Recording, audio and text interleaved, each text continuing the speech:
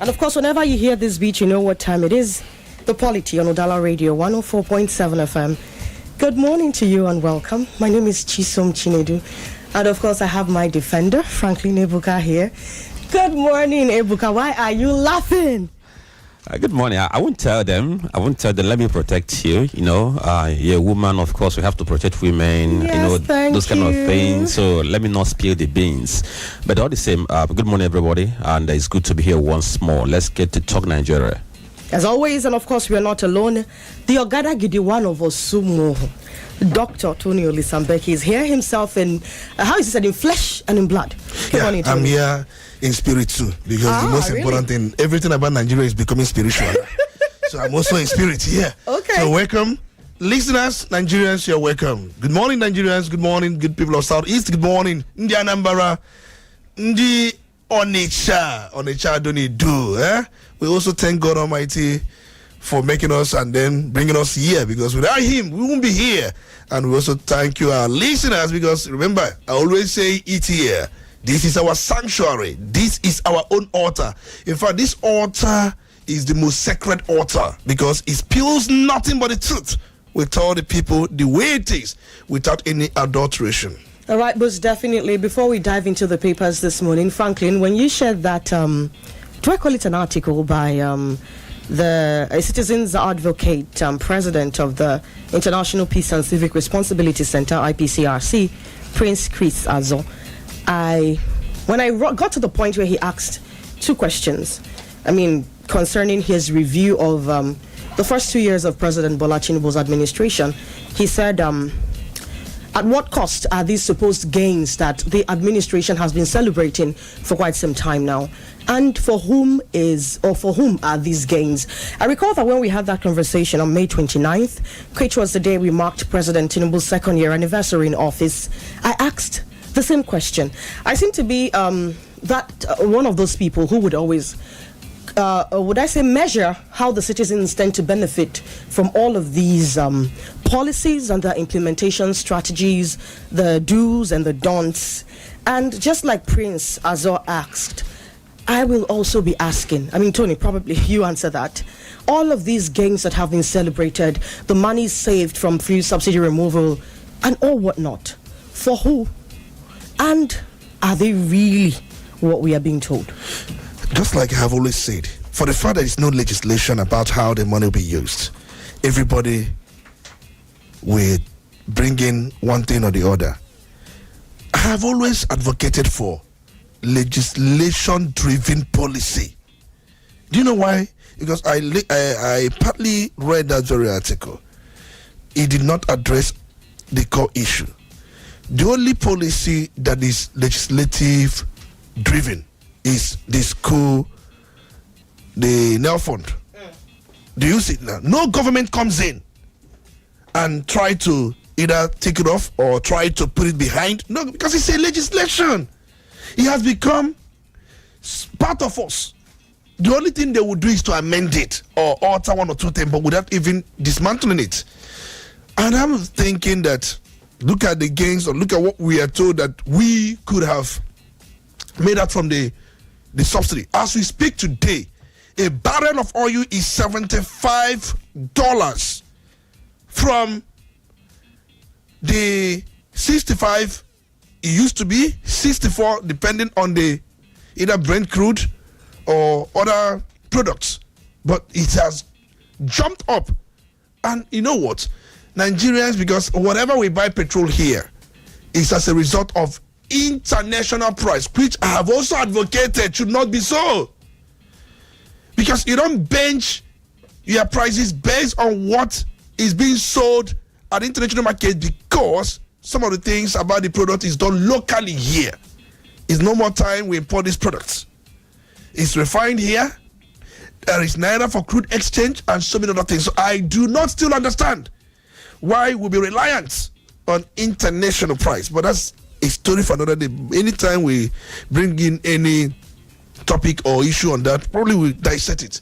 But I have, read in parts the article you are talking about, and I must commend Chris, all right, yes, for putting out not just solutions to what he thinks should solve the problems, but if these things are done without legislation, there is no sincerity about that. The idea of legislation is something that you can take to court. You are not following what you have put in legislation. You can challenge government policy if it is legislated upon right in the court. But if it's not legislated, you cannot challenge it. It's just a policy, executive driven policy, either from ministry, department, or parastatals. And that is why in America they have got so many legislation. If they say they want to remove fuel subsidy, they will legislate on it.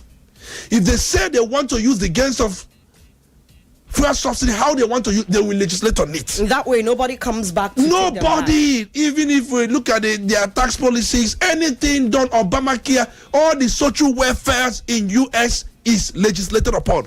Our own social welfare, it's never legislated. The school feeding program, the traders money, or whatever you call money, it, yes, or you call it a credit score, none of these things are legislated. Even the conditional transfer. And there is no accountability. Sadly, you can't take anybody to court as a result of the failure of some of these things. Right. No, so we are far off from what it should be. And that's the only thing I'm adding to the article written by Chris Azon. Okay, just to add to what Tony said, because it's not enough for a government to maybe every day on the media, or you have the media aides who are on different media platforms telling you what the government has achieved in 2 years, telling you how much the government has saved from subsidy, and all the infrastructure, all the renovations, all the reforms the government has done.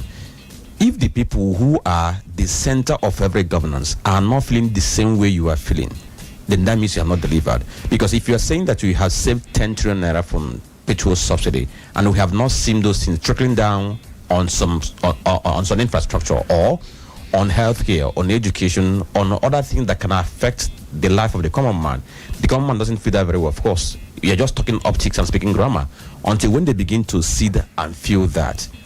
That's the only way they can connect that the reforms you are driving, they are making sense. Because whether you are an executive, whether you are a lawmaker, whether you are part of judiciary, the center of governance is the people. And once they're not getting that, whatever you're talking about, you're just blabbing. And let me also use this very opportunity to talk about what happened in Onitsha yesterday. I think it's important for us to highlight this so that each time we get to blame fire service that they don't get to respond to emergencies, we also know the way we contribute in one way. Yesterday there was a fire incident at number 12 in Kisiarori, behind St. Charles College, Onitsha, here in Anambra State. Fire service was able to respond because they got a call around 9 a.m. They responded, but guess what? When they got there, they couldn't have access to the building. Crowd? Because now it will go no Luchi everywhere. Oh, we talk about a plan that whatever you are doing in the name of development, if that development cannot sustain tomorrow, accessibility is useless.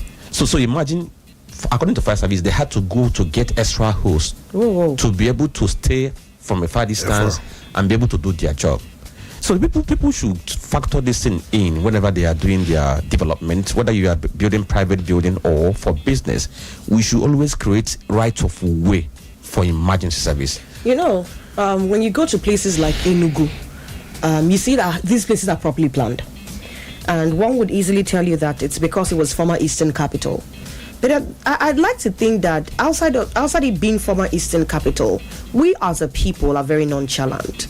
When you talk about Nkisi earlier, I do not know the exact place, but I do know that some of the locations in that axis only started developing in like 20 years ago. And 20 years ago, I was old enough to understand that there is something as important as town planning, right? We were taught all of those in government. We were taught all of those in social studies. And so you expect that a functional people, not even government now, when you are buying a piece of land, when the allocation is being done, it's expected that you actually do take your fence a few meters in to create right of way. And the person next to you is supposed to do the same thing, depending on how it is located. But like you pointed out, it's like I don't know how best to put it, but at the end of the day, you find houses being built in clusters. And you know the most painful part, Franklin, there are new projects springing up as we speak that are still built in clusters. Landlords are constructing buildings as we speak with one entryway, no emergency exit. What happens in the case of emergency?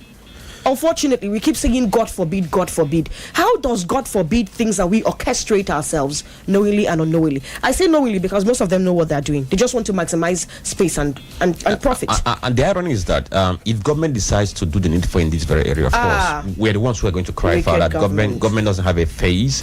Government is being so harsh on us. But the thing is this, we should understand that if we're going to live today and close the opportunity for our children to live tomorrow, we're not thinking right.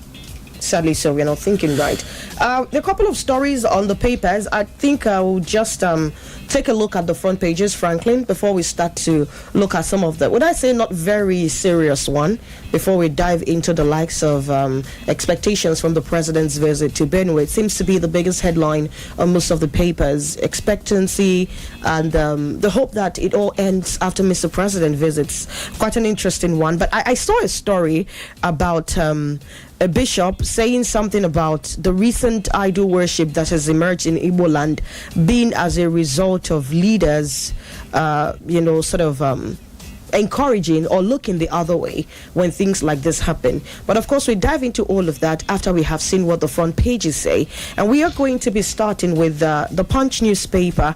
Looking at the Punch newspaper now, we're going to start with a lot of editorials, by the way. So we're just going to go straight to some of the things you'd see beside the nameplate of the paper.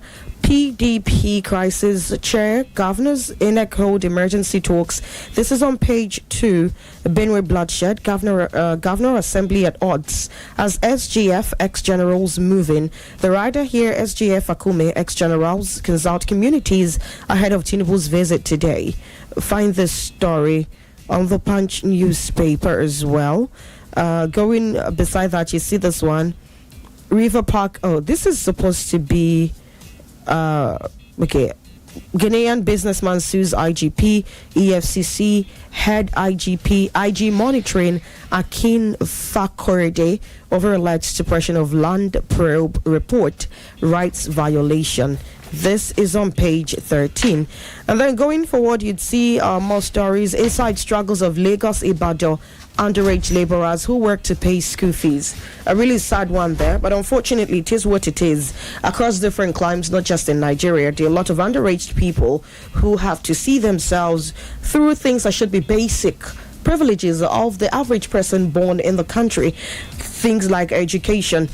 All right, extend Naira for crude deal to Medulla refineries. LCCI tells FG. Quite an interesting take there. I'd like to think that if we are to shore up our refining strength, we should as well extend this favor to Udala refineries. And of course, it's going to help us stabilize the cost of petrol at the end of refining in different parts of the country if we're ever going to achieve a standardized price in the system. FRSC insists on bank payments, warns against bribing officers. Nigeria ranks third as African startups hit $1 billion. Quite an interesting take there. Nigeria imports 1.2 trillion naira crude as local output stumbles. Brewery workers demand unpaid entitlements in Abia. Man bags live jail for defiling neighbor's 9-year-old daughter. Tearful Olarawaju family receives remains for burial today.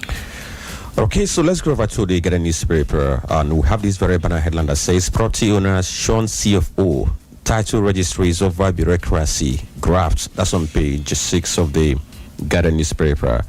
And then look at another headline below the masthead. INEC rejects PDP NEC meeting notice without secretary's signature. That's on page 4. Like we said, that PDP is like Okokono and Ngigegu. You know, the camp of Wike is not relenting. Likewise, the camp of the governor lies on mark in there, because PDP is planning to have another NEC meeting by June 30th, and they have written to INEC to inform INEC and give INEC 21 days notice needed for this. And in that very notice, the signature of the national secretary is conspicuously missing.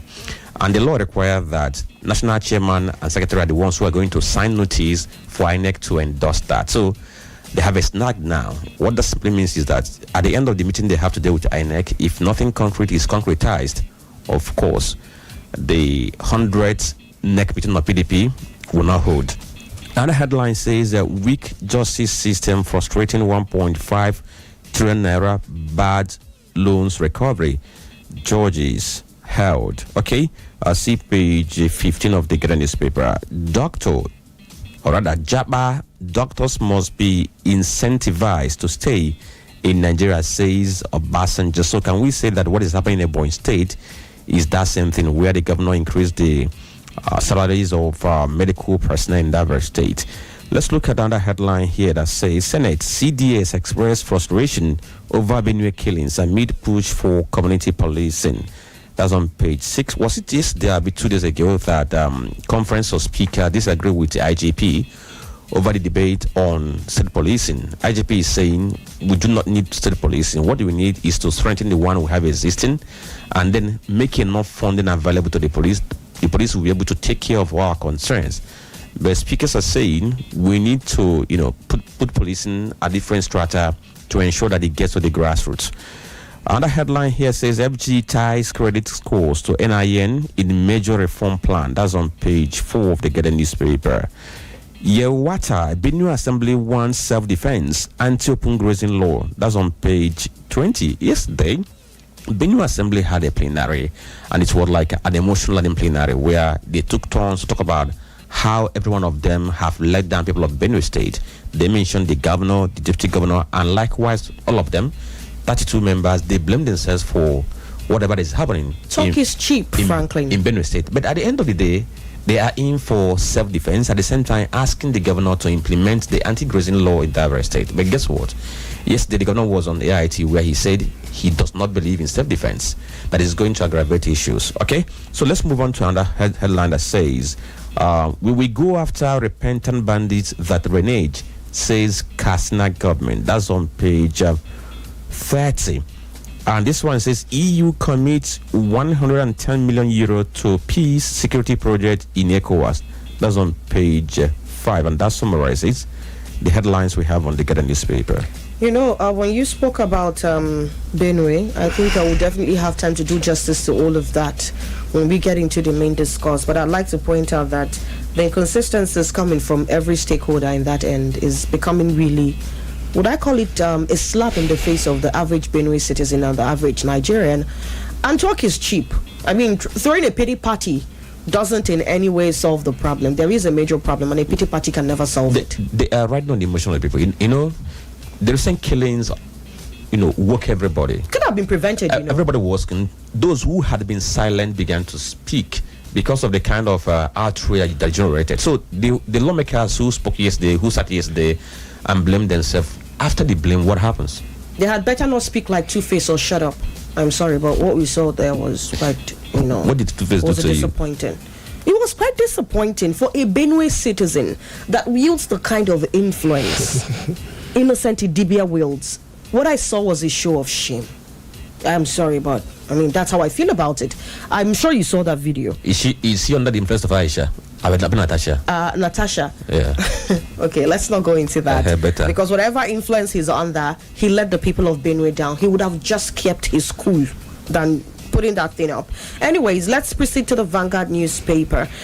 Fuel scarcity looms as marketers, truck owners boycott Lekki Ekpe corridor. That's on page 19. Lots of advertorials here, by the way. Benue killings are gory ordeal by survivors. Find this one on page 5 of the Vanguard newspaper. Now, moving further, you'd find some more stories. Tinubu making concerted efforts to end Benue killings. Akume has that to say. Now, resurgence of idol worship in Igbo land. Bishop indicts church leaders. Benue killings are gory ordeals by survivors. Pastor Adefara Singh granted bail as investigation continues. No bra, no exam. Ogun University's dress code sparks mixed reactions online. Netizens are not finding it funny, but I'd like to think that this is a conversation that we need to have, especially where we have young people who are starting to run amok with this mantra of it is my body, I do what I want with it, I am an adult. But there is something as basic as public decency, and I am wondering what has happened to all of us being responsible for that. We have total control of Iran's skies. Trump has that to say. And that's it from the Vanguard newspaper. Well, Trump yesterday, he said Iran surrender now unconditionally, because we are prepared. So I don't know what U.S. is prepared, because people are just guessing why he's been saying. So let's get over to the Nation newspaper, and we have the banner headline here that says, earlier hopeful Benue killings will end with Tinubu's visit. He has a rider, state governor, or rather state government declares public holiday. Troops are with you. See these shows. You can see that on page 7. And I was asking, did Benue need to declare public holiday to welcome Mr. President, who is coming for a visit in that very state? Well, somebody might provide the answer.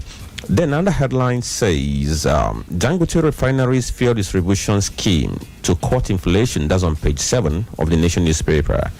Why government is building new office for INEC? That's on page 2. He has a rider. It's democracy's backbone. Maybe we'll talk about this, because I was just wondering why we are so much engrossed with building a befitting building for INEC who has no integrity. And then other one says, on mockery, I remain with Tinubu despite Atiku scam attacks. That's on page 3. PDP's June 30 NEC meeting threatened. You can see that on page 3. And let's see, okay, advertorial, of course, on the front page. Let's look at other headlines we have on this very Nation newspaper. This one says that RAPS probe 1.12 trillion Ankobro was fund. That very money, the money that under Buhari that was used to finance agriculture, basically farming of rice. Under Mefele, we learned that many people who took that very loan did not refund it. In fact, many of them absconded. Then the last one, or second to last one, says Oshimen's bicycle kick grabs Turkey's goal of the season. Fantastic Osimhen. With UTME, 11 CBT centers to face sanctions. So these are the headlines we have on the Nation newspaper. When you spoke about the loans and apologies, when you spoke about the loans and the fact that a lot of people have absconded, I remember that this loan thing and how it's been treated is not a Nigerian issue. However, unlike in other climes where people take loans and they have plans of probably paying off in long years, here people take loans with the mindset that it is my piece of the national cake. Because they know that the system is very porous. Not regulated. They can go scot-free. Now, okay, a friend of mine was searching for an accommodation in UK, and he got an apartment that he liked. But guess what? He was denied of having the apartment because they have checked his earning to be sure that he will be able to pay accordingly. Because the way they pay, nobody comes to your house to ask you to pay her house rent. It's deducted from the source. So in our case here, we don't have that security system whereby everybody can be identified irrespective of where you run to. So people find a way to always abscond, knowing that in one way or the other, they can evade the system. Sadly so. I think we're going to start the conversation with some really light matters. Maybe not so light. I think we're going to start with Ogun State. Speaking about that no bra, no exam policy by Ogun State University. Now, according to this report, the management of Olabisi Onabanjo University in Ogun State has sparked a conversation online over the enforcement of its no bra, no examination policy. Yesterday, a viral post on X, formerly Twitter, purportedly showed officials of the institution inspecting female students before they are admitted into examination halls.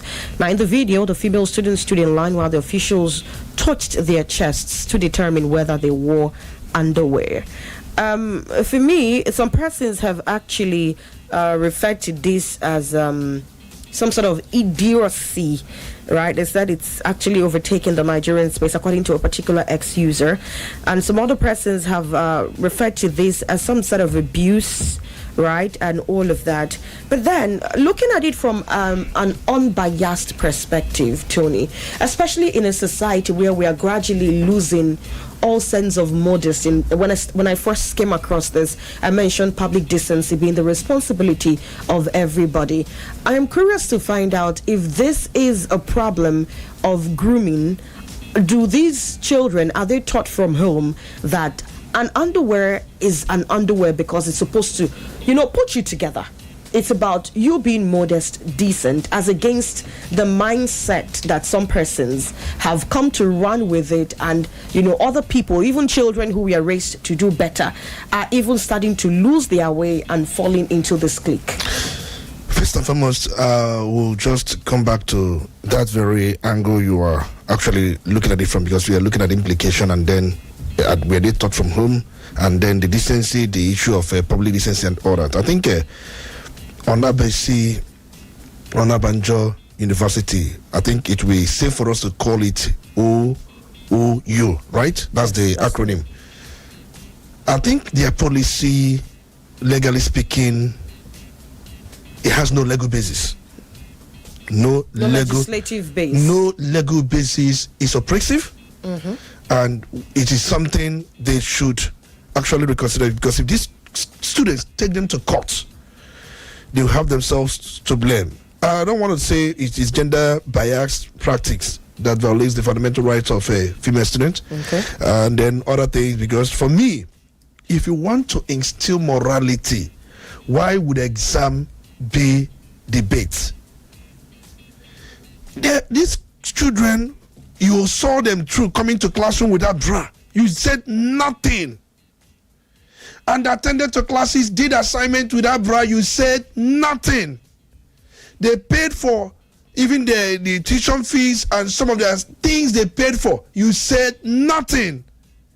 On the day of record and exam, you said them, if without that, they would not maybe have access to take examination. The students or whoever that has conceptualize this thought should be questioned and also arrested. It makes no meaning. I don't know why in this country we keep chasing shadow. We don't do things where we should do them. If you had told me now that a lecturer is part of school policy, that if you don't wear bra, you don't enter the school premises, or you don't enter classroom for lectures, it is even understand, not exam. But can we rule that out? Can we rule that out, because we don't have the details of what have been going in that very school. I want to cite an example with when I schooled. When I schooled, I think that should be in my first year or second year. There was this very policy that came up. In fact, my department was the first department to begin to wear so-called uniform to go to school. You wear move top. Basically, go to the market, buy shirts. Yes. It could be long sleeve or short sleeve. Whether you're a guy, whether you're a male or female, you wear that to come to class. That's move and the black trouser. You wear that to come to class. It was one lecturer who introduced that. He introduced that because of the kind of dressing that people were putting on to come to classes, and he felt it was unbefitting for, a communication class, and he began that. At a point, some lecturers saw what he was doing, that this could help us to correct the ills, and they began to also give that same instruction. If you are coming to my class, dress in a certain kind of clothes. Before you know it, other departments adopted that. That's why if you go to some schools now, you see them during the exam days, they go to school with either a t-shirt or a particular color, because they want one now they now use it for identification and also as a way of encouraging people to dress decently. But in my school then, there was element of indecent dressing. And we know that at a point from time to time, school was trying to see how it can enforce it. Sometimes you come to the gates, you see the gatekeepers, telling some people, go back. But our normal system, at a point, it was lax. There were reactions. So maybe this school thought that at that point, exam is the time that they can get back to the students. Like I said, we don't have the details to conclude that the school didn't try to enforce on time until the exam period. But what he has pointed out that that's no legal basis. But on the other side too, if a university has been established by law and given the authority to ensure that students are molded both in character and learning. Your certificate would also always speak of you've been... Exactly. So doesn't the school have the power to devise means of ensuring that they are molded to be worthy in character and learning? The school itself is not different from the society. The school operates within the law that establishes it. Okay. And if you go to the law that establishes it, you look at the provisions of the law, and I guess you will not find some of these things there. Our grand law is the Constitution. And any law that is inconsistent with the provisions of the Constitution to the level of its inconsistency remains null and void and must be proclaimed by a court of competent jurisdiction. Even if a university has powers to model, to mold, to remold, to fabricate students in learning and character, you have fundamental rights. You have the issue of freedom of expression. But remember, under section 45 of the Constitution, it clearly states that all these freedoms shall not invalidate any law lawfully made in a democratic setting. The question is, did State Assembly, National Assembly make any law in that regard? If they had made laws in that rectitude, it becomes a moral fulcrum under which section 45 is built upon. So what Onabisi or Nabanjo University has done, legally speaking, is totally wrong. Totally wrong? Totally wrong, because I'm aware the school is even a public school. I learned it was established in 1982 in Ogun State. So you can't just come out and unilaterally and arbitrarily say that without bra, you can't get into, or you can't go into exam classes. That is far too from what is actually obtainable. If you want to instill morale, there are ways to go. You start either from classrooms, speak to them, and sometimes if they had gone about this thing this way, where the students will sign a policy to comply with this dress code. In fact, the issue of dress code can have some kind of not Lego backing per se, but can have some kind of Lego mind. When you bring these issues, and they will sign, because you are trying to deprive them one thing which they have been allowed to have by the Constitution. So it becomes a consensus amongst us that we should do this because of this, for the sake of this. Just like I've said earlier on, we know that westernization is bastardizing our culture. Remember, on the angle I'm coming from, I'm not coming from the moral angle. I'm coming from the legal angle, which is the basis for everything. And if you look at it, just like I said, what they've done is oppressive, suppressive.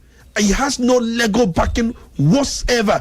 And if they should install morality, they should start from preaching to these people, talking to them right inside the classroom. You don't deny them that exam, which is more like their future, because they do not wear bra. Exam remains the future of students, because if you don't pass that exam, your future is affected because of bra. For me, it is really bad. So, Tony, what if the school had given instruction, why coming for an examination, dress in a certain way, dress decently? Because we're talking about, we just finished the moral aspect of it. We finished the legal aspect of it. We're talking about the moral. public decency, that somebody who's going to the public, deserves to dress in a certain way that is not going to provoke or violate moral decency. And if talking about the fundamental human rights, of course, it protects freedom of expression, especially if somebody tries to violate that based on maybe discrimination. Let's say I'm dressed in a certain way, and because I'm a woman, you are targeting me. You don't target man who also dressed in that very way. Of course, you are totally infringing on the fundamental human right. But from the moral aspect of it, now, how can we classify this syndrome of it's my body, it's my truth, it's my expression, I have the right to dress any way I want to dress, even if when it offends public moral? I think I must say this because we're overstretching it. Let me not say that the universities, they do have academic and administrative autonomy granted by them, by the establishing acts or charters of this institution. And they also have disciplinary powers under their statutes. Universities can enforce rules relating to student discipline, safety, morality, and orderliness. And the issue of dress code falls within these scopes, especially when justified by cultural, professional, or safety consideration. But just like I have stated earlier on, there are certain court precedents and constitutional limits. Courts in Nigeria and beyond have held that such policies must be reasonable and not arbitrary. That's the court's judgment. And that should not violate their constitutional rights. That's the position of the courts. That in any of these your policy, in any of these your discipline, morality, that should not violate their constitutional rights. Freedom of religion, dignity and gender equality, and also expression. So if you look at the position of the courts, you understand where I'm coming from. But they have administrative and then also financial autonomy. They can regulate these things, but you should do it in such a way it is not arbitrary. For you to take a position without no exam, it's arbitrary. If they go to any court in Nigeria, you see how court will hound, it's arbitrary. Yeah, most definitely. So we should understand the limits. There is an understanding of the limits and the legal standing from which you speak. However, I think I'll be concluding this conversation by throwing a question open to the average Nigerian citizen, gender regardless. Because I remember when you were speaking, you also did make mention of it being interpreted possibly as a gender bias. And while I am a thorough feminist, I'd say, I would also not sit here and pretend like what is wrong is not wrong. There is a concept as public decency, and it behoves on all of us to maintain that. And I think if we start to understand this thing as people, I am not too young to uphold public decency, not because I am afraid of being hounded or being grouped, but because what is wrong is wrong. These underwears, the people who made them, if they were not supposed to be doing any job, they wouldn't be made in the first place. The idea of the garments being sewn would not be conceived in the first place.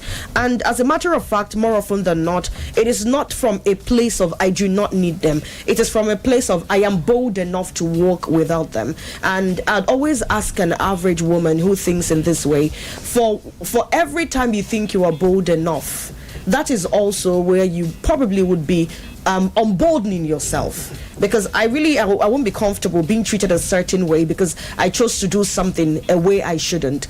And more often than not, these people would not go to churches dressed like this. So I mean, if something you can, I do not understand that there are certain dress codes for different places, but this is a school environment, for God's sake. We do not have so much time, but I remember when I was in school, such a policy was put to, and a particular girl I would not forget, she was skinny, tall, pretty, yellow, and this particular day she wore something really skimpy. You know what the school management did? The anti-cult in the school arrested her, and her father had to come to the school to bail her. Her father coincidentally is a lawyer.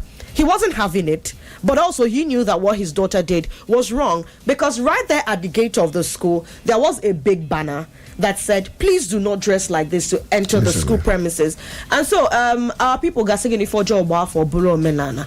Before now, these things were not happening. So I'd ask our families, our society? Why are we letting these unnecessary irregularities thrive? I call them unnecessary because we can actually do, and the governments don't kill nobody. Buy what fits you. We are too westernized in this country. When you keep preaching from now, most mothers wear rubbish, and when their children follow same.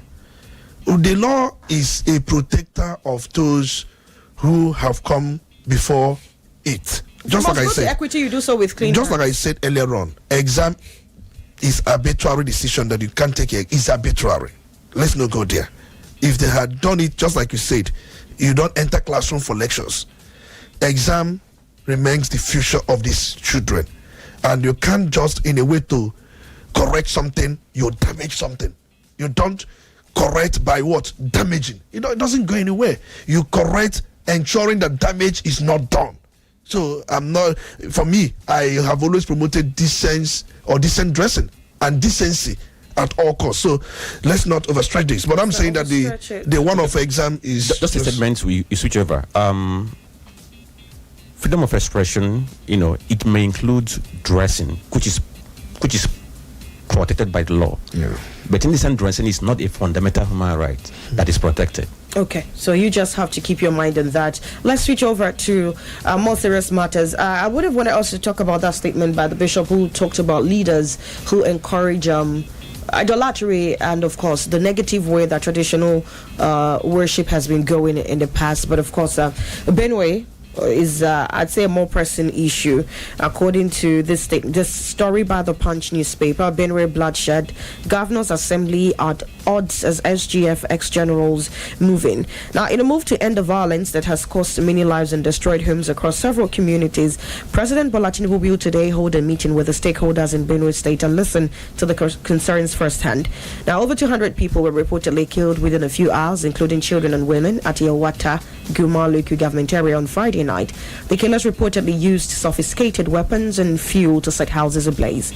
Outraged by the bloodshed, the State House of Assembly in a resolution yesterday asserted that Governor Hyacinth Alia, his deputy Sam Ode, and all the 32 lawmakers had let the people down. And of course, like you pointed out when we started, Franklin, that we are quite remorseful, but I'd always believed that talk and no action is simply the cheapest thing to find, probably the cheapest commodity ever, especially since what is happening in Benue State, I'd like to think could have been prevented.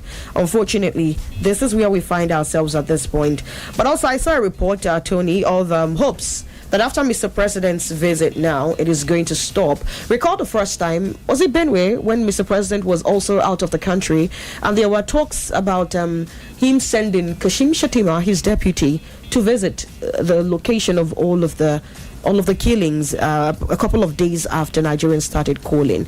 And even before Mr. President spoke yesterday, the Pope in faraway Rome already made a statement 2 days ago.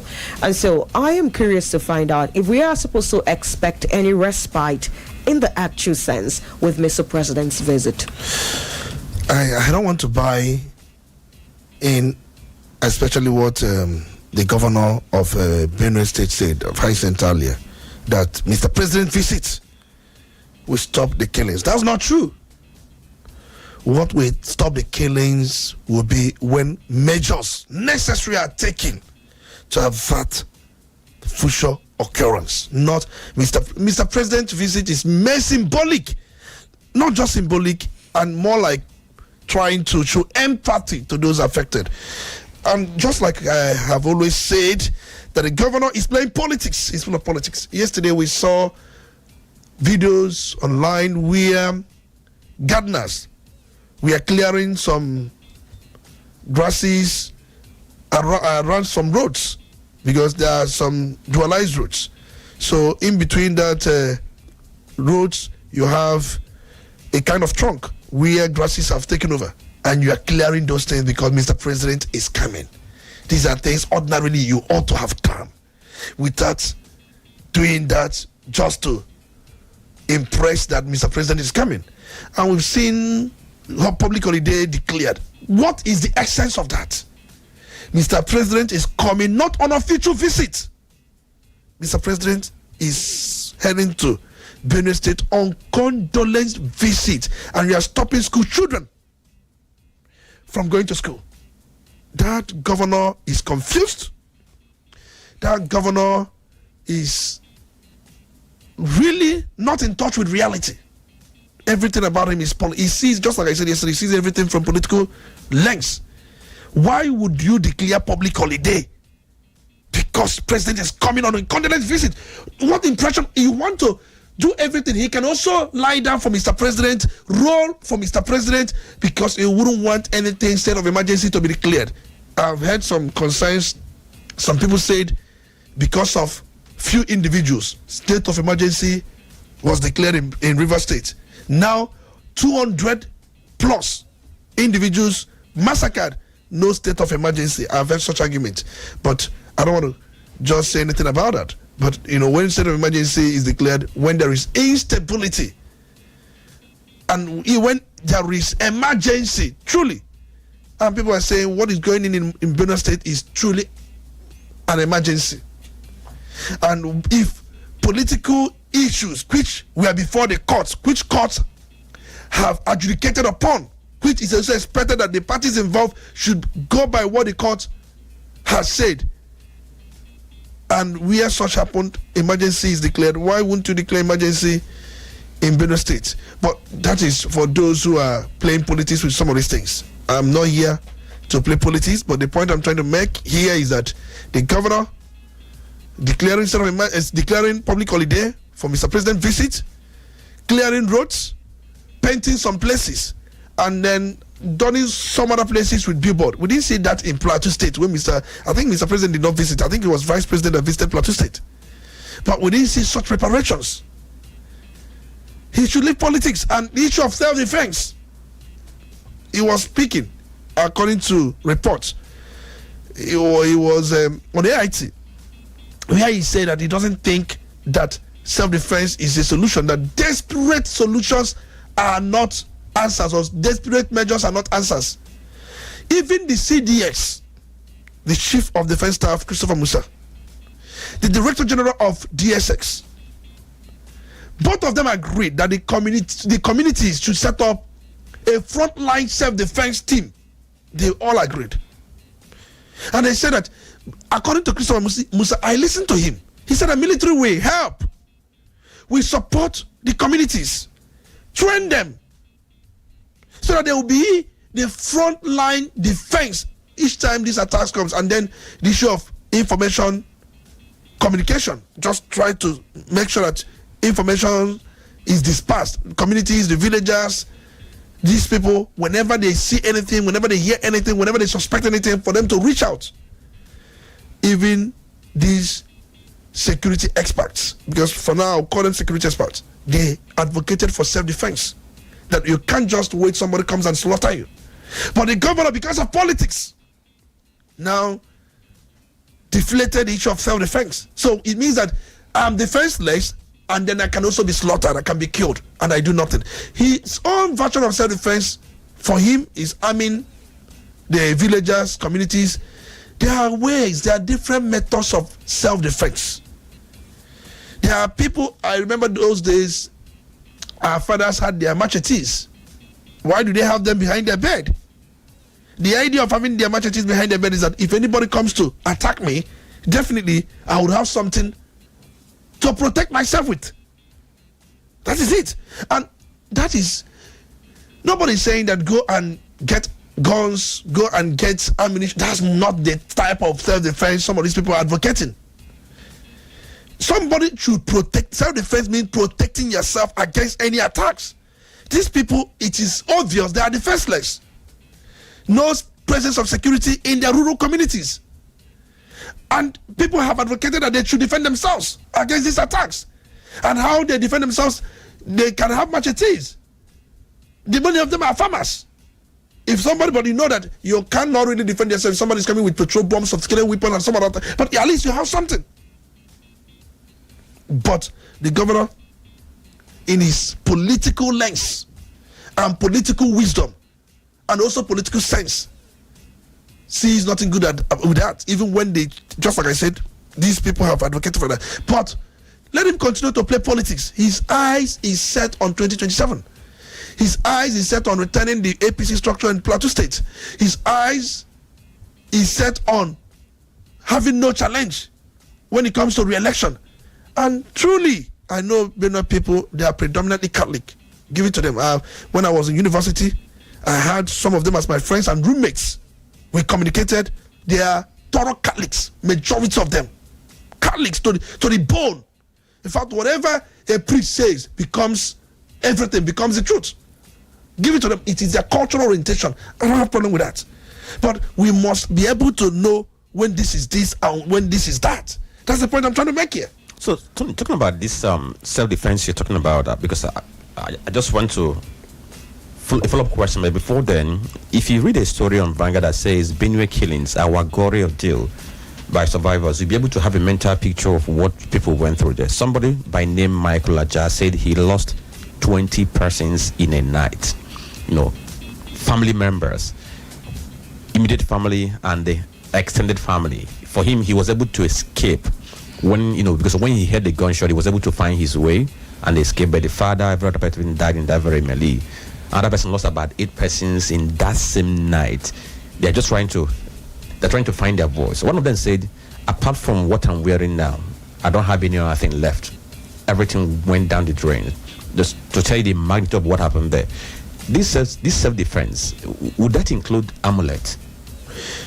Amulet? What is amulet? Wearing any shield that will make you not to be vulnerable. That is for me what is amulet. In olden days, you see those who wear such kind of thing if they are going into battle, so that when arrows and bows are used against them, they will not be harmed.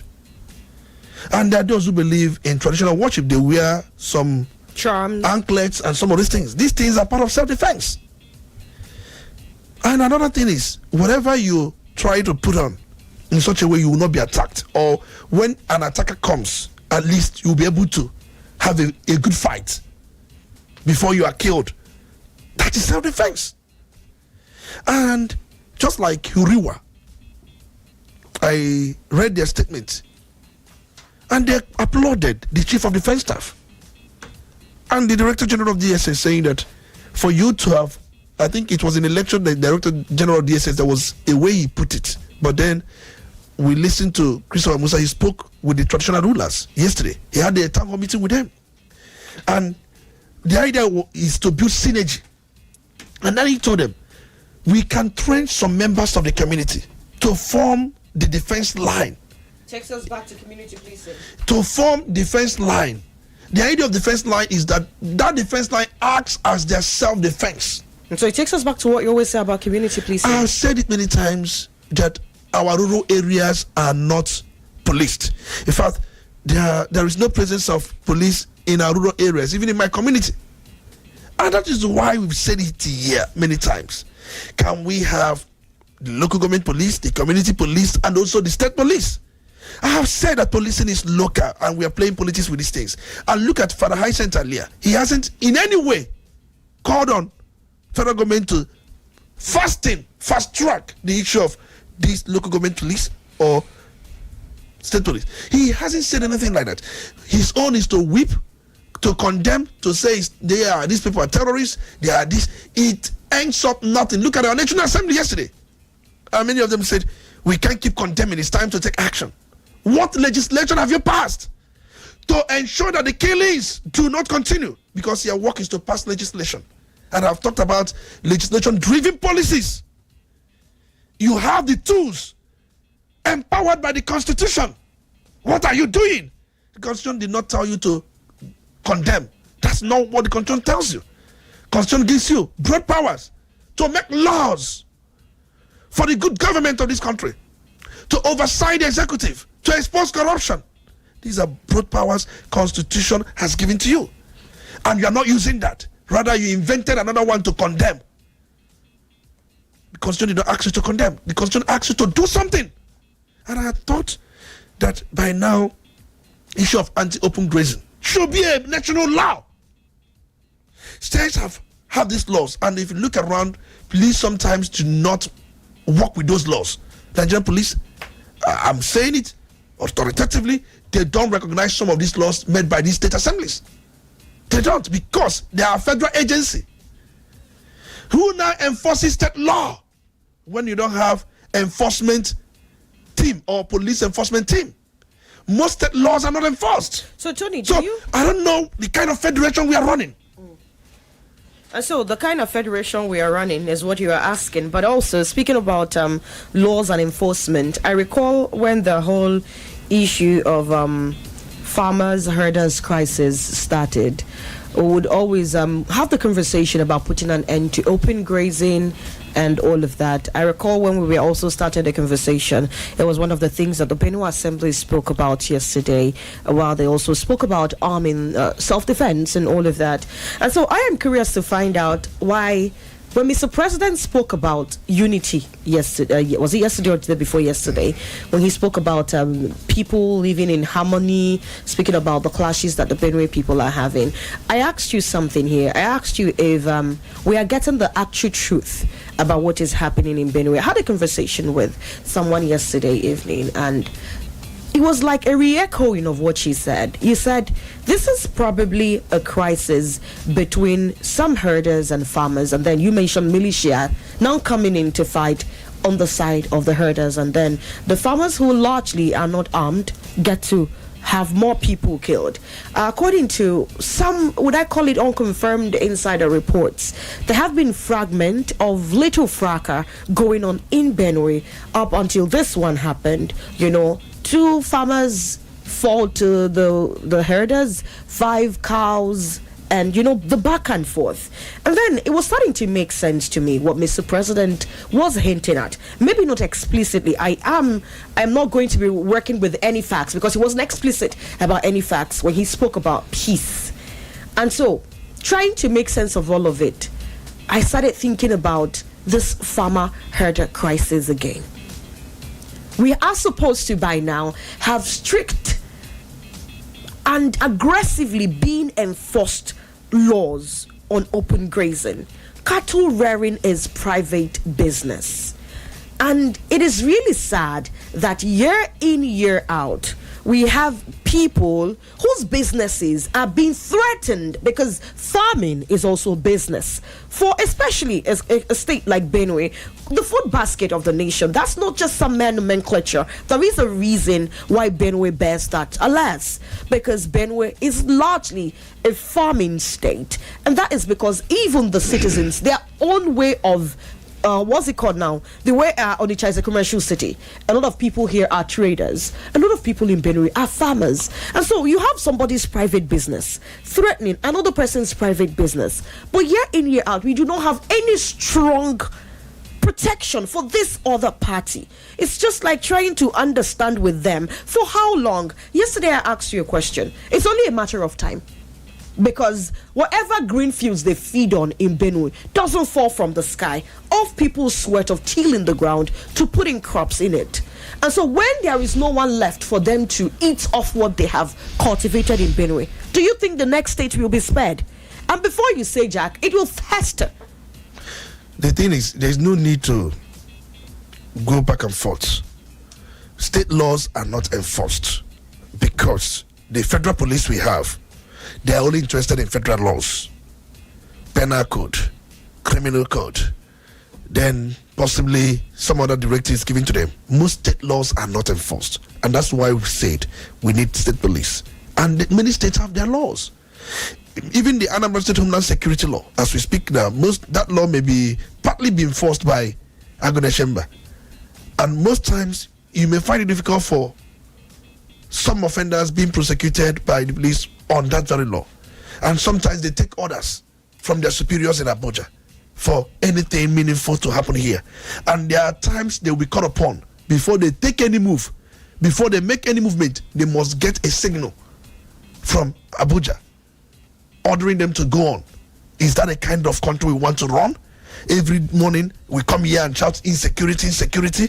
When we know the solution to insecurity, we play the eye service, we play the lip service, we play even the ear service, we play everything service, and at the same time keep deceiving ourselves. We are deceiving ourselves. We are not serious in this country. We know what we should do, we don't want to do it. We are playing politics because some governors will get drunk over it, some governors will use it to go after their political opponents. These things exist.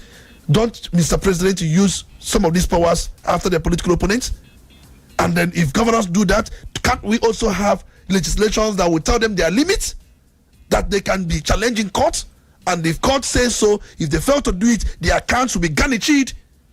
We have this instrument, but we don't want to even explore them. And the argument that they will use it the way they want, they can also be gauged. After all, it's law that stopped Donald Trump. And some people will tell you these laws will not stop some governors here. Who told you? Because they are the chief executives. If you tell me we will not stop the president, I may agree, but not the governors, because it's a federal high, most times the state, because it's going to be state high court.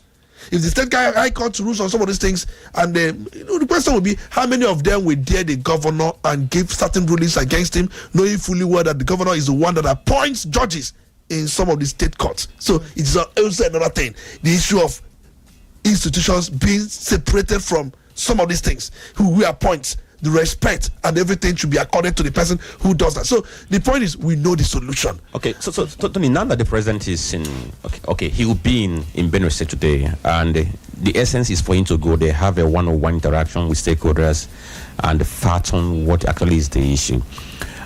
Everybody has been talking, even those who had kept mute for some time, they're talking, and we're beginning to unearth some things. In fact, yesterday I got to know that an association of former army generals in Benue State, that they had made a recommendation to the governor. They gave me a security brief on what can be done to curtail what is happening there. And now I have listened to the Senate saying that enough of the talk, is time to act.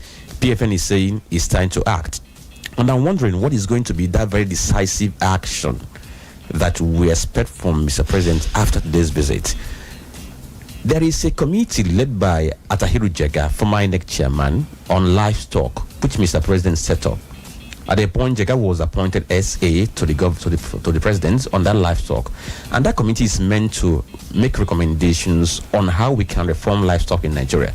Now, Nigeria has a Federal Ministry of Livestock, headed by a minister, set up in 2024. What are they doing to provide solution to ensure that if the issue is about herders, farmers crisis, we can use reform to solve it? Most of these people, they are still in the process of bringing policies, tinkering with one thing or the other. Mr. President is the only president that set up the Ministry of Livestock, and then also appointed a minister to actually go in that line. Yes, because Atahiru Jega is the co-chair of Presidential Committee on Livestock. I'm aware that he was appointed by Mr. President sometime around July last year, and their own mandate is to ensure implementation of different policies they will come up with, but they haven't done anything. I have listened to Audobwe, former Minister of Agriculture, and the way he opined. Look at Brazil. Brazil has more cows, more cattle, more, in fact, grazing field than Nigeria, but there is nothing like open grazing in Brazil. They export cows, they export meat, they export everything. We don't even export, yet we are cleaning ourselves. Can't we implement what is going on in Brazil? In fact, there was a time Audo would say they went to Brazil. They also got a lot of things, but they came down here, they couldn't implement it because of interest, religious interest, political interest, geographical interests, and all that. And I asked National Assembly, because as we speak right now, there was a time they made a law that cattle will not be moving openly in FCT. Yes, the senators agreed on that. If cattle can be moving openly or grazing openly right in FCT, why would it be so in other states? For them, they say FCT is a place where foreigners come. We have embassies, we have consulars, we have this, we have that. So would they be seeing Nigeria where cows and cattle go around and be grazing openly? It makes no sense for the national image, and it makes sense in my own state image. See, let's be honest. The same people that are against open grazing, they will not be against it in Abuja because they live there. See, we have elevated cow and cattle to be citizens of this country. That's the honest truth. And as citizens of this country, sometimes they are even accorded more respect. It is important we address some of these issues. Why wouldn't this present 10th National Assembly come up with a national law on anti-open grazing? Why? Headed by Ababio. and you are saying it's now time to act. What are you acting? Mr. President, yes, he's already going to Benin State as we see now, as we speak. But the truth is, they will arrange people that he will interact with. They will not allow him to even choose people randomly. People that Mr. President will interact with, they must have told those people what they will tell Mr. President. Expedix. I know Nigeria. And when they tell Mr. President those things, they must have infused in them. It becomes exactly what they are saying. Not that they are going to say what will contradict what the governor has said or what some other stakeholders have said. So if Mr. President wants the truth, if this town hall people, if they assemble, choose people you want to talk with randomly. Not are random people even going to be allowed into the town hall? That's another thing. If probably because they must have selected those he would interact with. So. They must have selected, but members. He can still beat that trap. Because when those who are not selected to speak to Mr. President chooses to abandon them and go outside the box, probably he may get what he wants to get from. So the point is this: they will arrange everything, and at the end of the day, nothing will happen unless necessary measures. The only thing I'm taking home is the fact that what the Chief of Defense Staff has said, Christopher Musa, that we are going to build community vigilantes. We are going to train them. They are going to be the first line of defense. I think that's the only thing I'm taking home. Let's see how that eventually pans out. They should master how to operate. They should master. The last massacre happened when it was raining. That was when they struck. Patterns. They should study the patterns. So they should also study the pattern and master how these guys operate. All right, then we take a quick break, attend to a commercial. We'll be right back. Udala Radio 104.7 FM. Seriously authentic. Your number one quality bread. Wendy's bread. For your family breakfast. Wendy's bread. Wendy's bread. Mama, Papa, they like Wendy's bread. Number one at kitchen and do.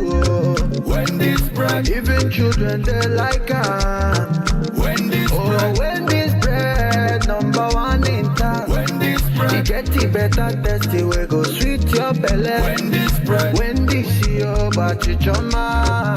Wendy's bread. Number one, the champion. Wendy's bread, your number one tasty bread. You can contact us on our official address, 2nd Business Park, Enugu Road, GRA, beside Onitsha, Anambra State. We also have another branch at St. Michael Plaza, Atani Road. Also contact us on 070-1149-1571. Wendy's bread, your number one tasty bread.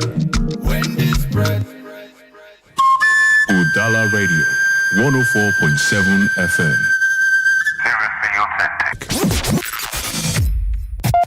You're listening to the Polity. Get involved now.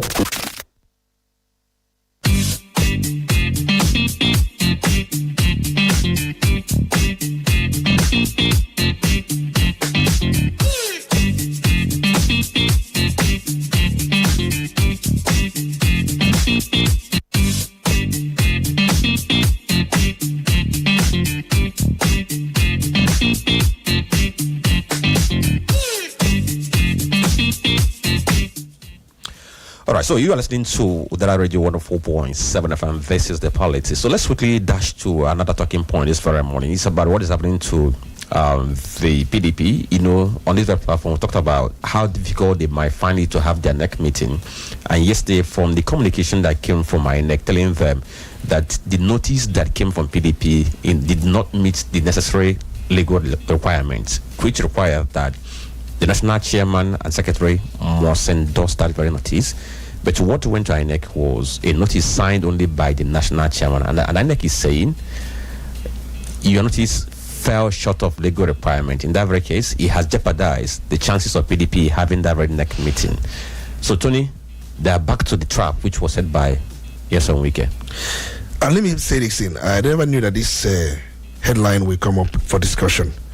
But then that very notice, as we must look at the law. Whether PDP notice fell short of the requirement or not, it does not invalidate the meeting. It does not. and it does not stop PDP from going on with the meeting. You know, I've said it many times that PDP is in disarray, they are in coma. So all these things they are doing is just to confuse some of us that have been following the developments in PDP.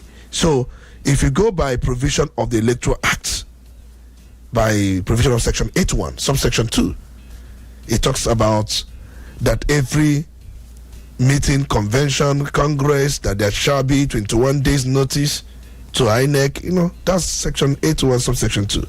But if you go by Section 82, subsection 3, where the Electoral Act says, the failure of a political party to notify the commission as stated in subsection 1 shall not invalidate the convention, congress, conference, or meeting. So, what is the fuse about? They should go on and do their meeting. If INEC wants to attend, fine. If they don't want to attend, fine. Section 82, subsection 3 has underpinned it that the attendance of INEC does not invalidate the meeting itself. Because if you go by Section 82, subsection 1, it says that every registered political party shall give the commission at least 21 days notice of any convention, congress, conference, or meeting convened for the purpose of electing members of its committee or its executive committees, or nominating candidates for any of the elective offices specified under this act. But just like I said, Section 82, subsection 3 also says that the failure of a political party to notify the commission as stated in subsection 1 shall not invalidate the convention, congress, conference, or meeting. And Supreme Court has also ruled in that favor, because that's why INEC said that they did not attend the very convention or the very meeting or primary or whatever they call it that elected Akpabio and then former Senate President Ahmed Lawan as the candidate of the party. Supreme Court said that your attendance is meaningless. You are there to observe.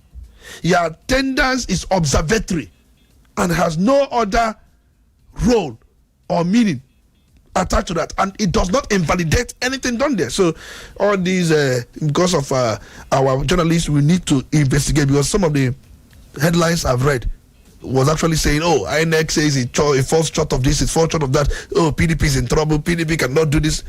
They should read Electoral Act. So it's important we clarify these things. All right, then quickly before we open up the phone lines, Tony, there is a call for the deal for Naira for crude to be extended to modular refineries. That's the LCCI, that's the Lagos Chamber of Commerce and Industry, asking that of the federal government. And also, I am just wondering if this is something that we should be still asking for at this point, especially since we are looking for a more harmonized and standardized cost of the finished product for Nigerians.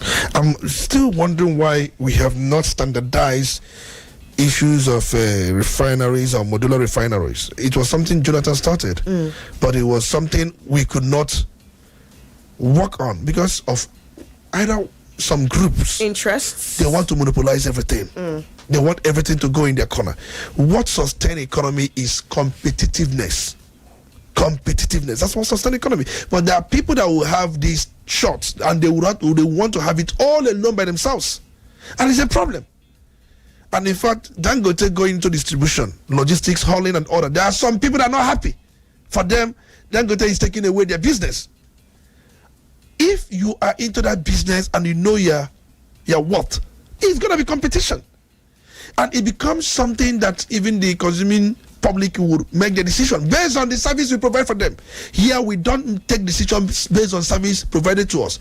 EEDC, BEDC, whatever DC, AEDC, and so many of them, they will give you their kind of service whether you like it or not. You have no option. Monopoly. That's what we have in this country. Because the consuming public should have, because we have Consumer Protection Agency Commission, does it work? It doesn't work. So they should have that come out to choose what is good for them and what is not good for them. If your service is not good, I have a right to say, oh, let me try another person. And it should be so in most essential commodities.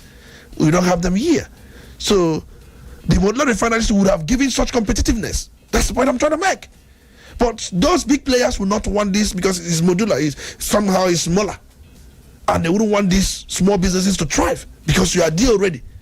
And there is what we call antitrust law in US. I remember when the law was passed. The idea is to ensure there is no monopoly. And I have spoken about this antitrust law for those who have followed me several times. And that is why they have a kind of viable, vibrant economy. Anything monopoly cannot work. I'm still having this bitter feeling whenever I know that it's going to be only this person that will give me the service and no monolex. Whether I like it or I don't like it, it's going to be this. Growth doesn't even thrive in monopoly. And if we in 2025 want to be a self-sufficient and growing nation, then we shouldn't give monopoly any space to breed here. But of course, it is what it is. Interests are going to be served. Political affiliations are going to be rewarded. Hopefully someday we would have a government that doesn't look uche face, like they say. Put a call across to join the conversation, 0803-221-6973 or 0803-827-6694. Please turn down the volume on your radio set before you put a call across, and of course tell us your name, go straight to the point.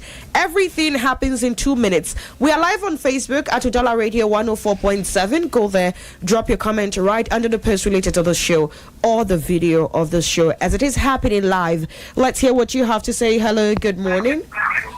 Hello, good morning. Yes, good morning. Could you please be a little louder? We cannot hear you properly. Yes. My name is Honorable Eric. Nerik? Yes, I'm calling from Onitsha. Go ahead, please. Yes, regarding the security, please, I want to bring you down to Anambra State. I taking a study around. I realized that at every junction, either at the beginning or the end, you see an Hausa man or a Fulani person opening a small kiosk. I don't know if our security people are studying this, because from my understanding, some of them may be spy, because I can see one will be at the beginning of the junction, another will be at the end of the junction. Why is it so across the streets in Anambra State currently? Then number two, I complained something last week, and there's no response. That I was intimidated, and one of the callers also tried to counter what I said, that I didn't follow the laws of the land. How would I know as a stranger? And the law did not want to affect me, and I was manhandled, and I was changed. Money was collected from me in disguise of paying for fine of what I did not. Please, can you bring evidence of all these things here? Because I have evidence. Bring it here. Bring it to Udala FM. I think let's not. I don't know where it is because I don't reside in Anambra. Because oh, you do not reside in Anambra. You have to. If you want anything meaningful to be done about this, you have to take that sacrifice. Where are you? Where's your studio? I don't know this. Please, it's not. Everything is not something we can say on radio. Just ask. Check some of this. Where's your studio? Okay, you know what you're going to do? Yes, ma'am. Send us a message on WhatsApp. The number is 0803-827-6694, and we would give you all necessary support. Thank you, ma'am. Can you retake the So on that security aspect, in every street you see one at the beginning and end of the road. Why is it so? Okay. Thank you, ma'am. The number again is 0803-827-6694. Send a WhatsApp message there, and all your concerns will be addressed. We'll take it up from there. Let's hear what you have to say. Good morning. Hello, good morning. Yes, good morning. God bless you. My name is Chris speaking from War. Chris, could you please be a little louder? Okay. I want to speak about the coming of the president to Benue. Nigeria is on flame. The leaders are just scrambling for power. They reach themselves and lead the country empty. Thank God, Tony Becky, you have spoken a lot about the government, about the people of Nigeria as a whole. You are speaking the truth and nothing but the truth. But the ears of our leaders, will they hear you? You have spoken it. I'm a good listener of your program here. Whenever I come here, I used to listen to you, and you are outspoken. It's very, very frightening. Very, very, very pity that religion has eaten the fabric of this nation. Because of all these things, it's religion. It's nothing more. It's religion. When you go deep, it's religion. He prays to cover everywhere so that other people will not have mouth to speak, other practitioners will not have saying. It's religion. It's religion. It's religion. The president is going to Benue. It will end up there when he leaves. The government is not serious. I wonder, a priest, a Christian for that. And he doesn't pity himself being a Christian. He doesn't even see himself as a Christian. What he sees himself is as a politician to become the next this according to his own this. The house is burning. A priest. I remember when Adasu was a governor of Benue State, 1992. The man, in fact, when you go to Benue, you see what he's doing, how he was, when they ask him once, they ask him once. He don't marry, but you say he's the highest father. He has many children more than any other people. Why? Because the way he was treating the Benue then. But see this man now. See, go to that Yelwata. It's a small town after Makodi. See how they destroy the place because of religion, because of politics. Imagine. Okay. And we continue talking, but with the ears of the rich, the governors, the president, with their ear hear us, will they do what the people need? I spoke the other time that you cannot say that you are a leader and we are not carrying the people you are leading along with you. All There right, are then. three things the masses need from you, the governor, the president. They want you to carry them along with them with food so that they eat well. They want you to carry with them along with you with good roads, good drinking water, and electricity. If these things are fulfilled in the government of this country, nobody will struggle. We know the time of Jonathan, there was food everywhere. The food security of Nigeria was very high. And the people were enjoying. But see today, you say you want to take power and bring everything down. I remember that time in Bauchi. Okay, your time is up. Your time is up. Saying that the government of Jonathan is cheating Nigeria. Okay, I'm sorry I have to let you go at this point. Please try to put your thoughts together and say everything you'd like to say in 2 minutes. Good morning. Good morning. Good morning.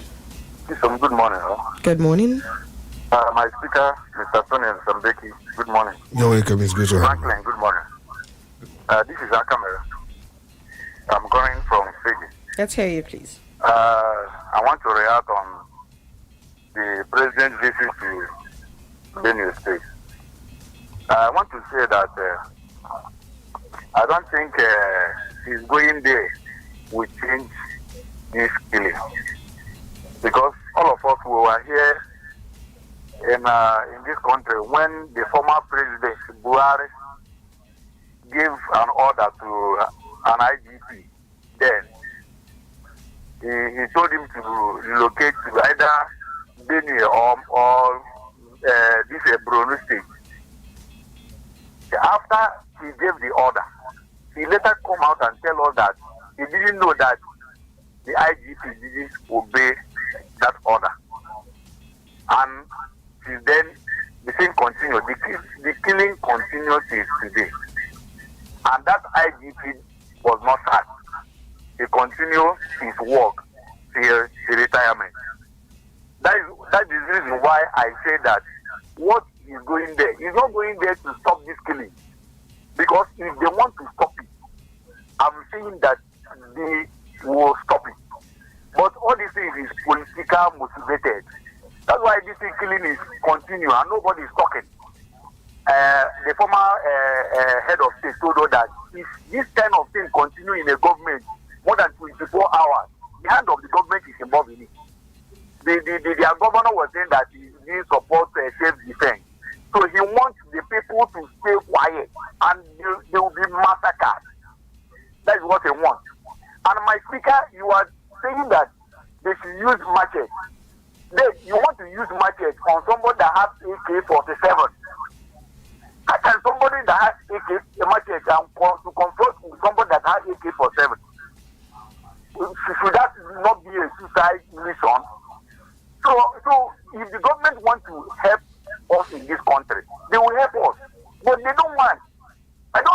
why they are doing all these things. See, these people are all around us. So if you go to Imo State now, you go to Agua, you see how they are killing people in Imo State. Last year, my brother, they killed my brother. So a lot of things is happening. So what we are saying is this: the government, if they want to help us, they should help us. But if they don't want, let them continue till 2027. Thank you. All right then. Like I said earlier, try to keep it within the 2 minutes mark, and of course, go straight to the point. 0803-221-6973, 0803-827-6694. Good morning. Are you there? Are you there?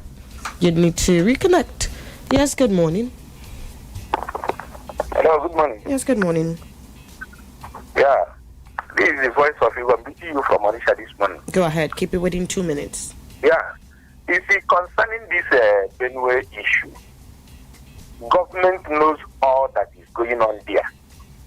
Yeah, because I could remember in 2018 also, when the same Benue people buried 200 people in a day, Buhari came out and said that the Benue people should accommodate them, that they are their brothers.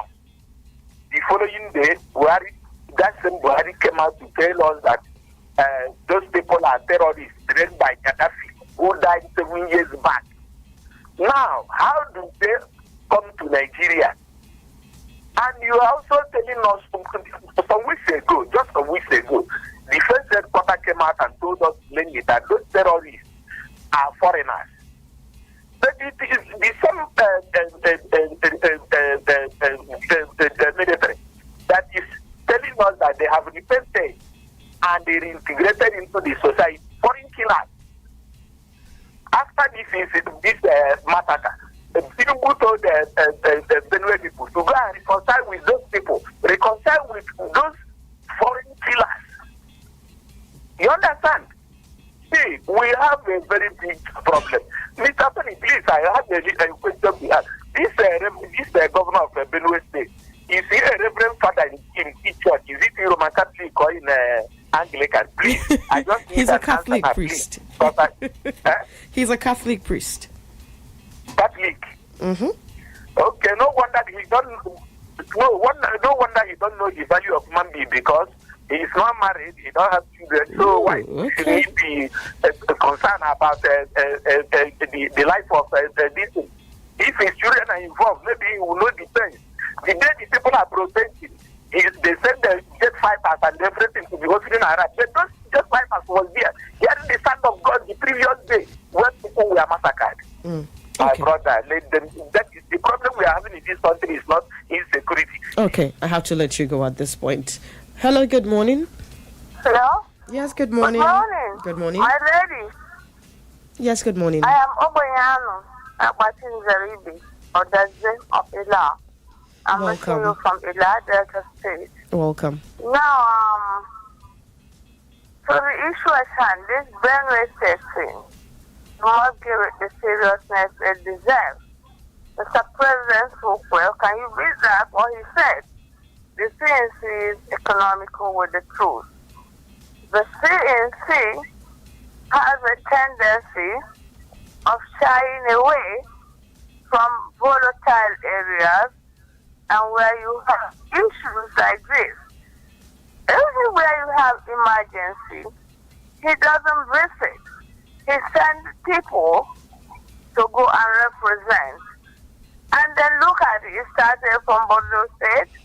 When the dam broke, he didn't go there. He sent Shetima, and later he went and said he had to leave some tight schedule. Plateau, he didn't go there. He sent Ribadu. This one now, all the service chiefs have been there, or are there rather. I recall when Buhari moved his service chiefs to Bordeaux State, he had to go there first to get first-hand information. The CNC is the Commander-in-Chief of the Armed Forces of the Federal Republic, the box top at his desk. So he must do everything in his capacity to see that at least no blood is lost in our country.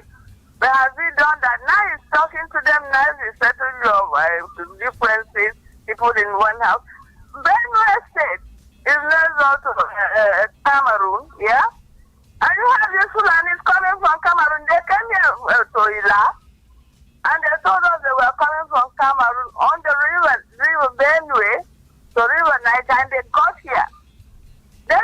are kind of Hausa.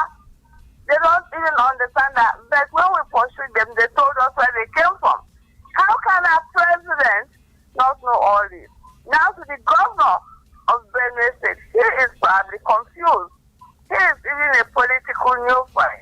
He doesn't have the capacity to appreciate what is going on around him. He doesn't even appreciate that people are dying. Look at him clearing Benue State, Makudi, so that Mr. President can see that his state is clean and return him as a next governor. It's not fair to the people. The one thing they must know is this: blood is thicker than water. Sooner than later, we shall, all of us, begin to pay the price of these innocent people. The other day I saw the whole thing. It was gory, yeah? It brought tears to my eyes. How can this be happening in our country? How? And we're all talking, and our president is saying, you should be loud enough in the now. same house. I will come, live in the same house. Which house? Do we still have a house called Nigeria? God save Nigeria. Have a good day. Have a good day, too. All right, then let's hear what you have to say. Good morning. Do that in 2 minutes. Good morning, my speaker, Olisa Mbeki. You're welcome. It's good to have you. Chisom. Good morning. I greet you, Franklin. I greet also. This is the voice of Grace from our ancient kingdom. But I'm from New now. You see, our president going to Benue cannot provide any good thing there. I'm telling you honestly. It's not going that because people we are talking against him. It's not in the man has no interest on what is happening there. Look, I could remember when Buhari was in power, when Sochi was having his Zafara. He took on military Ghanaian, full military Ghanaian general, went there. I say today something will happen. It's full military on uniform. What happened then? Nothing. You see, Nigeria don't know what is happening. It's happening at Benue. It's happening at Imo. It's happening at Abia. It's happening at even some India. This is a plan. I say that this is an Islamization of Nigeria. I can't see my saying it. That's why I said it. Some northern power politicians said it. This is a plan. This is the way this one of previous did it that time. When they put out something out everything. So let us. Are you there? Okay, I have to let you go at this point. Let's hear what you have to say. Good morning. Could you please turn on the volume on your radio set? Hello, Chisom. Good morning. Yes, good morning. Mbeki, good morning. You're welcome. I'm on from Azobo. All right, keep it at 2 minutes. Go ahead, please. Please tell our president if he want to go to Makodi, let him visit the place where this thing happened. And allow our that man, Father or something. If he wants to settle that matter, let him call all the political enemies. Let them sit and talk.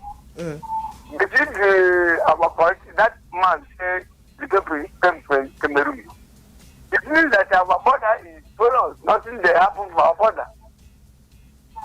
And let him settle that matter before go back to Abuja. Thank you. Are you there? Okay. Let's hear what you have to say. I think we can just take one more call before we go on this commercial. Good morning. Yes, amazing morning to you, Chisom Chinedu. Good morning. Franklin, Dr. Olisa Mbeki, good morning. You're welcome. You're welcome. Thank you so much, Honorable DK Chinedu, reaching you live from Onitsha. Let me please, just 2 go minutes. straight to the point here. I think Benue State Assembly has to me, must commence process of impeachment against the governor. because why am I saying it? I see no reason why the killing should be ongoing.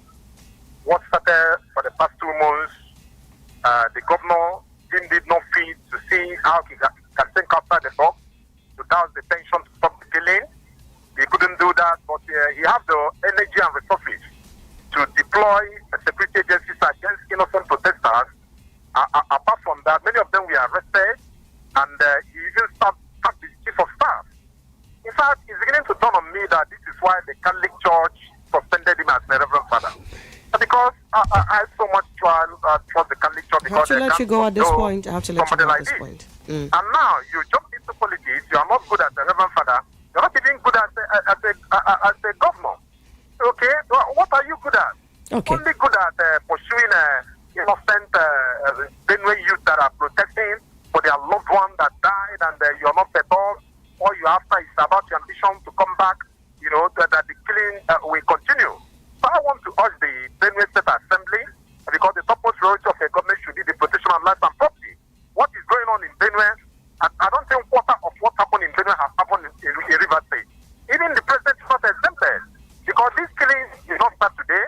It has to do the intervention of very dark man, Vincent Ose, who went there on Sunday and was crying. Okay. You see these things, you wonder what kind of a Reverend Father is this that says he's a governor. In fact, it's so sad. And I just want to also appreciate the Benue State Assembly who have ordered the Commissioner of Police to release all the people who have arrested, those protesters.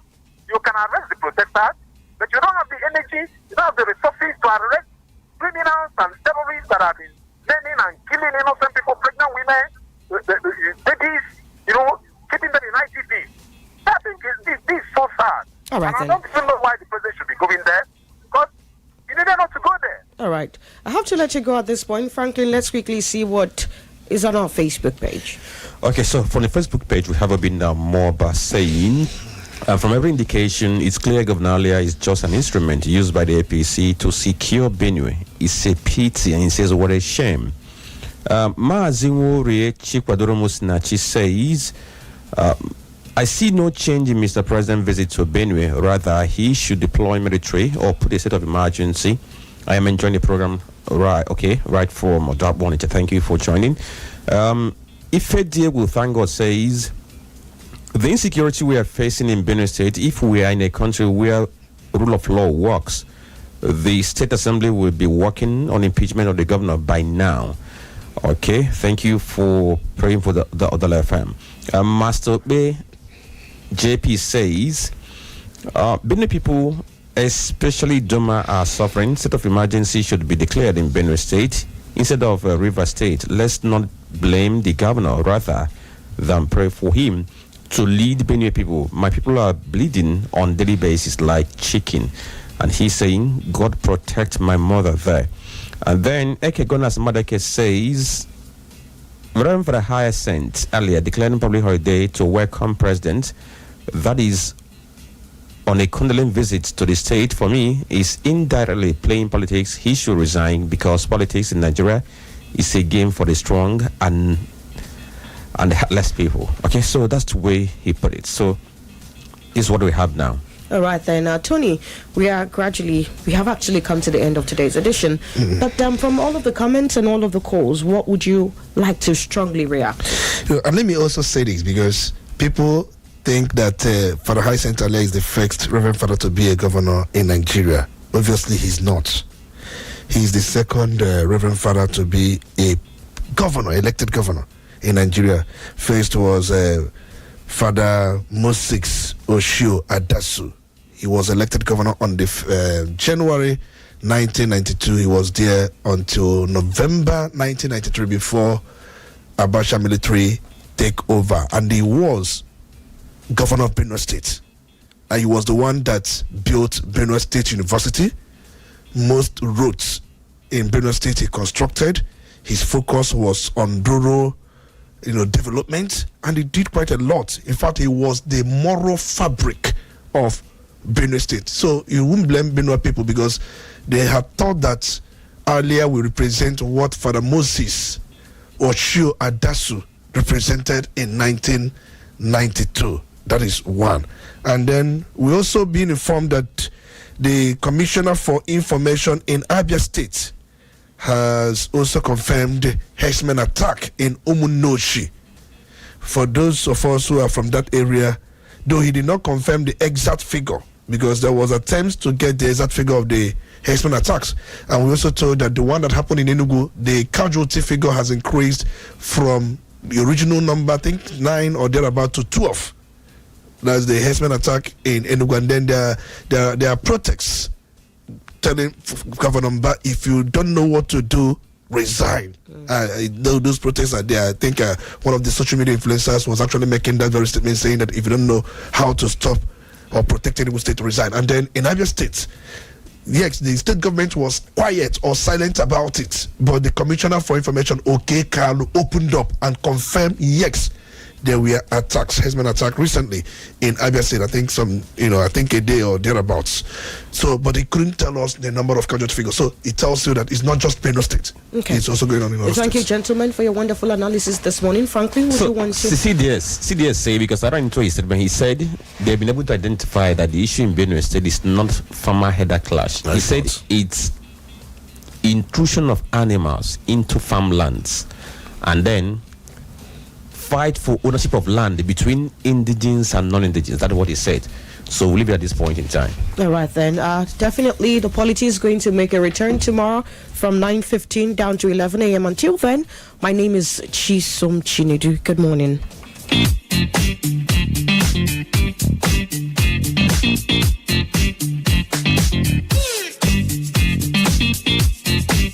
Before the bridges came, before the city stretched its arms to the sky, there was a voice carried by the great Niger, whispered in the winds that danced through the Obunike caves.